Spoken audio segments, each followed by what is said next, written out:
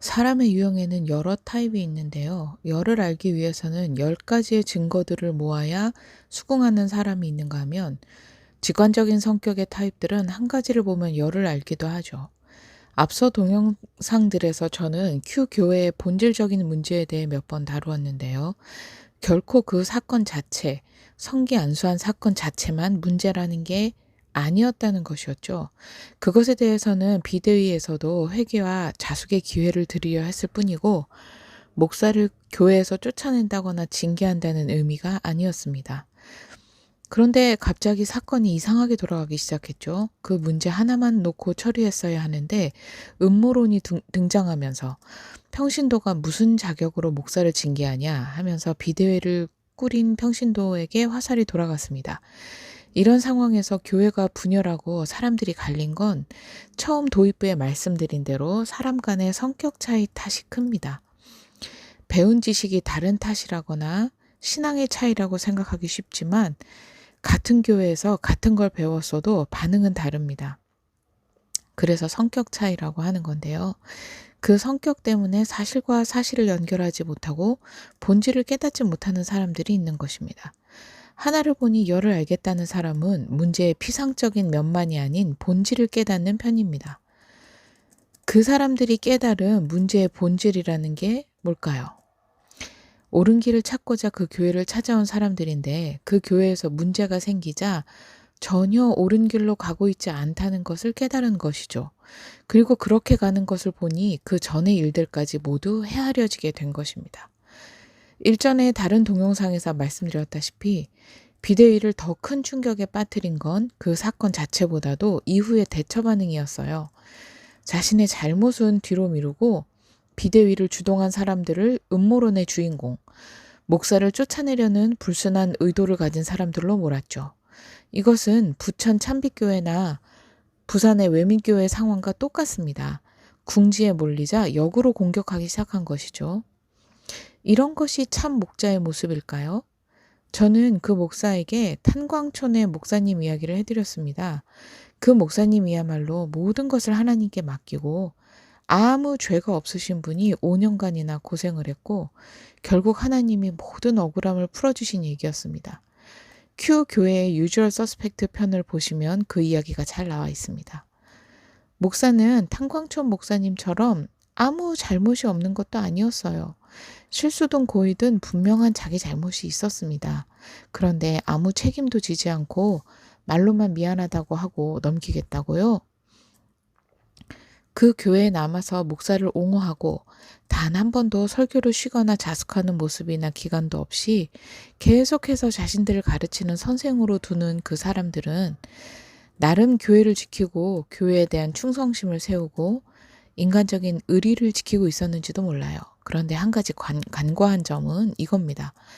예수님은 사람에게 실족해 하는 일이 없을 수는 없으나 실족해 하는 그 사람에게는 화가 있으리로다 라고 하셨습니다. 피해자는 목사와 남은 교인들 때문에 실족했습니다. 그 피해자뿐만이 아니에요. 1년 전에 교회를 나간 다른 자매, 그 자매도 현재 교회를 제대로 다니고 있지 않는 걸로 파악이 되었습니다. 남자 목사는 사람으로 보이지 않는다는 말도 했습니다. 피해자는 어떤 심정일까요? 당신들이 목사를 옹호하며 자기만의 의리와 교회를 지키고 있는 동안 한 소자는 실족하여 교회를 떠났습니다. 그 영혼에 대한 책임은 누가 질 겁니까? 목사만 옹호하면 다입니까? 목사의 영혼과 피해자의 영혼의 무게는 다릅니까? 당신들은 그 피해자를 도와주지 않고 합심하여 목사를 도왔습니다. 이렇게 말하면 뭐가 피해자고 가해자냐 할 수도 있어요. 그 목사가 자기를 가해자라고 부르는 것을 굉장히 불쾌해하더라고요. 그 목사를 옹호하는 사람들 입장에서는 그런 상황이 만들어진 것 자체가 피해자의 잘못이고 원인 제공을 한 것이다 라고 이야기하고요. 그럼 당신들은 정말 가늠하다 현장에서 잡힌 여인을 돌로 치라고 말한 그 사람들과 똑같은 겁니다. 너가 잘못했잖아. 그렇게 살면 안 되는 거잖아. 애초에 왜 그러래? 라고 하는 거죠. 그리고 피해자와 목사를 저울질하여 목사를 선택하였습니다. 둘 다 잘못한 것 같은데 그냥 목사님은 봐줄래? 뭐 이런 건가요? 이게 참 내로남불인 게 자신들은 그런 선택을 하거나 그렇게 살 일이 없고 따라서 피해자의 잘못이 더 크다라고 생각하는 거죠. 여러분 죄에 큰 죄, 작은 죄가 있습니까? 그랬다면 예수님은 그 자리에서 간음한 적 없는 사람만 돌로 쳐라라고 하셨겠죠. 이에는 이, 눈에는 눈. 당시 사고방식이나 법의 원칙은 이것이 아니었습니까? 나도 똑같은 죄인이고 죄가 있냐 없냐 여부에 상관없이 성기안수라는 별개의 행위 자체가 문제가 없는 것이라 할 수 없다라는 게 비대위의 입장이었고, 그 옹호자들은 음란한 마음이 없이 한 행동이 왜 죄냐, 원인 제공은 다 어디 갔냐 하는 것이었습니다. 어떤 생각이 옳은지는 각자 판단해 보시기 바랍니다. 사실 더 이해할 수 없는 사람은 목사님이 잘못한 건 맞다라고 하면서도 그 교회에 남아있는 사람들이긴 합니다. 옹호자들만 없었다면 목사는 아마 좀 더 겸손했을 것입니다. 그들의 대화를 듣지 못했기 때문에 상황이 정확하게 어떻게 돌아갔는지는 모르겠으나 분명한 건 그것입니다. 목사와 옹호자들 중에 대표격인 한 사람, 저희는 그분을 순수님이라고 부르고 있는데요. 바로 단톡방에서 목사는 순수하고 결백하다는 말을 했기 때문입니다. 그분이 시나리오를 짰는지 목사가 짰는지 우리는 확인할 길이 없어요. 그래서 누구 작품이라고 말할 수는 없습니다만 중요한 건 순수님은 비대위 대표격인 분들과 직접 대화를 나눴던 사람입니다. 목사를 쫓아내거나 할 마음이 없다는 얘기를 분명히 들었던 사람이에요. 아니라고 한다면 하나님 앞에서 거짓말을 하는 겁니다. 이 상황이 사단의 관계일 수도 있으니 섣불리 교회를 떠나거나 하진 않으려 한다. 그러나 목사님은 설교를 지금 계속 하셔서는 안 될 것 같다. 뭔가 조치가 있어야겠다. 1년 정도 쉬신 뒤에 복귀하시면 좋겠다. 이런 의견들을 직접 들었던 사람입니다. 그런 사람이 갑자기 목사의 편에 서서 비대위 대표들을 인신공격하기 시작했고 음모론자들로 몰아붙였습니다. 이것은 목사를 지키겠다는 목적을 위해서는 수단 방법을 가리지 않는 꼭두각시 노릇이 아니고 무엇입니까? 자기 귀로 들은 얘기들은 다 어디 가고요? 그런 상황을 보고 있자니 자숙하고 회개만 한다면 다시 담임 목사로 받아들이겠다는 생각은 실현할 수가 없었습니다. 같은 교인으로서 문제를 해결하고자 애쓰는 사람들을 비방하고 다른 사람들도 오해할 만하게 유도하는 문서를 만들어 와서 공청회에서 사람들에게 나눠준 순수님의 행동은 어떻게 정당화될 수가 있을까요? 피해자가 함께 있는 단톡방에서 목사님은 순수하고 결백하시다는 말을 하고 공청회에서는 증거 유인물을 가지고 나오려는 비대위 측 사람들을 막아서고 감금 행위를 한 그들과 그들의 행위를 보면서도 지도자로서 담임 목사로서 그 어떤 중재 행위도 하지 않은 채 자기 방어만 급급했던 명목분인 담임 목사의 행태는 무엇으로 변명할 수 있겠습니까? 앞서 직관적인 성격 유형의 사람들에 대한 이야기로 오늘 얘기를 시작했습니다. 직관적인 성격이어도 자신의 판단을 유보하고 의리를 지키고 충성을 바치기 위해 상대방에게 끊임없이 기회를 주기도 합니다. 또 인간의 본성을 알고 본질을 알기에 더 나은 사람을 찾아 떠나지 않기도 합니다.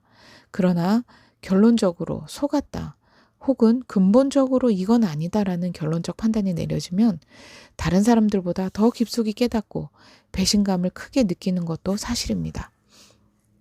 아마 교회를 떠난 사람들 중에는 단순히 사건 자체만 보고 떠난 사람들도 있겠지만 사건 자체는 차치하고라도 그 교회에 근본적인 문제가 있다는 것을 깨닫고 떠난 사람도 많은 것입니다. 그 교회는 세종시, 원주, 천안, 대구 등지에서도 주일 예배를 드리러 오는 사람들이 있을 정도로 진리를 추구하고 바른 길을 찾는 사람들이 찾아왔던 교회였습니다. 동네 사람은 거의 없고 외지 사람들로 구성된 교회였죠. 그 먼 데서부터 사람들은 무엇을 찾아왔을까요? 편리함과 손쉬운 신앙생활을 찾아다니는 사람들은 분명 아니었습니다. 그렇다면 교회에서는 그 사람들의 신앙적, 영적인 성숙을 위해 매우 노력해야 옳았습니다. 기본적인 교회 질서를 세우는 일과 시스템을 제공하는 것이 마땅하고 기존의 신앙에서 더욱 바르게 성숙하는 길을 제시했어야 합니다. 그러나 그간 교회 내에 어떤 성경 공부 과정이나 코스 같은 게 없었고 깊이 있는 가르침을 발견할 수가 없었습니다. 교회 내 소모임은 금지되어 있었고 집사나 장로 같은 직분자도 일부러 세우지 않았습니다. 목사 외에 어른이나 가르치는 사람이 없었던 것입니다. 그것은 무엇을 말합니까? 사람들은 진리의 말씀, 올바른 교회를 찾아왔다는 착각 속에서 현 상태 그대로 정체되어 있거나 떠먹여주는 것만 먹을 수 있었던 것입니다. 그 교회를 그 일 이후로 떠나오신 분 중에 한 분은 나이가 좀 있으신 분인데요. 요즘도 자주 이것저것 확인을 하시곤 합니다. 그 목사에게서 잘못 배운 것들을 썩은 동아줄처럼 붙들고 살고 있다가 진리가 아니었다는 것을 하나씩 하나씩 발견해 가고 있는데요. 직관적인 성격의 사람들은 그런 것들을 보면서 우리를 좁은 길로 인도해 주는 줄 알았던 담임 목사가 실은 변덕스러운 독재자에 불과했다는 것을 깨닫게 된 것이죠. 웬만하면 인간적으로나 교리적으로 같은 인간이니까 이해할 법하고 용납할 법한데도 그가 가르치는 자의 입장에 서서 사람들을 제대로 가르치고 있지 않았다는 사실 앞에 침통할 수밖에 없는 것입니다. 그 사건이 그리고 그 사건 이후의 반응들이 바로 그 목사의 사역의 열매이고 결과인 것입니다. 그가 그 일을 제대로 바로잡지 않는 한 그 사실은 변하지 않을 것입니다. 혹자는 그러더군요. 그분이 그래도 하나님이 진짜 세우신 사역자면 어떡하냐고요? 사울도 하나님이 직접 택하셨고 사무엘로 하여금 기름 붓게 하셨습니다. 그러나 사울은 자신에게 허락되지 않은 제사 업무를 하고 진멸해야 할 것들을 남겨놓는 불순종을 저지름으로 말미암아 자신뿐 아니라 백성들로 하여금 우상 숭배를 하게 만들었습니다. 사무엘은 분명하게 말하였습니다. 거역하는 것은 점치는 죄와 같고 완고한 것은 사신 우상에 절하는 죄와 같음이라. 그분이 하나님 앞에서 홀로 회개했는지 하나님이 그 회개를 받으셨는지 전 잘 모르겠습니다. 그러나 그분이 최소한 한 교회의 담임 목사이고 하나님이 그에게 맡기신 양무리들이 있었다면 혼자 회개하고 사람들 앞에서는 완고한 모습을 보이는 것이 회개의 열매는 아니라고 생각합니다. 요나단은 전투 후에 꿀을 조금 찍어 먹은 것으로 제비뽑기에 걸리자 그저 그랬을 뿐이오나 그래도 죽을 죄는 맞다고 대답합니다. 고의가 아니었으며 하나님도 아실 거라는 말로 끝끝내 변명하며 부인하지 않았습니다. 정해진 것이 있었고 끝내 부인할 시 온 이스라엘의 운명이 달린 일이 될 수도 있었기 때문입니다. 이제 남은 분들은 담임 목사와 운명 공동체가 되었습니다. 참된 회개가 있었다면 이제 피해자와 비대위 사람들에게 담임 목사뿐 아니라 남은 사람들도 함께 사과하고 잘못을 시인해야 할 것입니다. 본의 아니게 당신들은 악한 일을 옹호하고 악한 일을 행한 자를 계속해서 자신들의 리더로 두었으며 거기에는 어떤 공의와 정의도 실현되지 않았습니다. 하나님이 직접 심판하실 거라는 말로 자신은 무죄하고 책임이 없다고 생각하지 마시기 바랍니다. 그 교회와 그 목회자를 선택한 사람은 당신이고 하나님의 섭리 가운데 그곳으로 인도받았을지라도 어떤 사건에 대한 반응은 오롯이 자신의 몫인 것입니다. 이 세상에 많은 잘못된 교회들이 이단 교회들이요. 당장 벼락 맞고 심판받지 않습니다. 몇십 년 이상을 계속 그 상태로 굴러가고 있습니다. 하나님이 직접 심판하실 거라고요. 당신의 선택의 결과는 당신이 맞이해야 하는 것입니다. 언제 하실까요? 당신의 사후에 심판하실 수도 있고 그 때와 시기는 하나님 손에 있습니다. 점검해 보시기 바랍니다. 다 당신들이 맞았다고 해보죠. 그 사건에 있어서 목사님의 잘못은 미미한 것이었고 설교를 쉬시거나 할 필요는 없었다고 해봅시다. 그럼 지금은 웨스트민스터를 제대로 공부하고 있거나 중직을 세워 교회를 함께 의논하고 있거나 교회 내 합일된 신앙 고백이나 신조들을 공유하고 교육하고 수련회나 사경회도 있고 구원의 역사가 있고 사람들의 신앙이 성숙하는 그런 교회로 성장하고 있나요? 아마 예전과 변한 것이 거의 없을 것입니다. 이것이 팩트이고 이것이 근본적인 문제인 것입니다. 마치겠습니다.